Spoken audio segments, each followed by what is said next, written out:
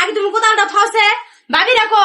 ভাবি, ওই ভাবি, কি হয়েছে? আয় হারা হারুন নাই এরকম রাড়া করে ডাক পারতাছুন কেন নিগে? রান্না করবো না কি করবো? এ না গা হুন তারপর কই আইছি, কি কইবেন কোন? আন্নেরা দুইটা ভাই বই থাকতে আমার মায়ের মাটি কাটতাছে কে? বুঝি আন্নার মায়ের কাম করে কেন জানেন কি? আমি কথা শুনাবে নিকা কাম করে। হ্যাঁ, মার তো আর খাইবাদের কাম নাই, জানে গো কথা শুনবে নিগা কাম করবো। কথা শুনাইবার নিগা কাম করে না তাহলে কি নিগা কাম করে? হোস করুন আন্নের মাইরে আমরা কি মাটি কাটবার কইছি?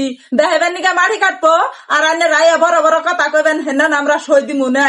হ্যাঁ বুঝেন, ঠিক কথা কইছেন। শুনছে যে পুলার আজকে বাচ্চা বনে হারে এসে করে মেয়ের খবর দেন না, মাটি কাটার বুঝতেছে। বউ তোমার কথা খালি শুনতাছি, সব কাম আমি করি আর আজকে কইতাছ যে পোলা রাইব হে পোলা দেখাইবেন নিকা আমি মাটি করতাছি। মা এনা কোনাকে আমরা সাফা করে পারুম না, নজর তুমি আমার বুকে থাকবেন, থাকুন লাগবো না। মাজনি কি হয়েছে? কোনে থাকুন না ভাই তোমার আর কি কমু, তোমরা থাকো বিদেশে আর ভাবিরা মিলে মারে দেখালে কাম করায়, তাই কইছি দিকে ভাবিরা দুজন মিলে আমার হাতে নাড়াই করতেছে।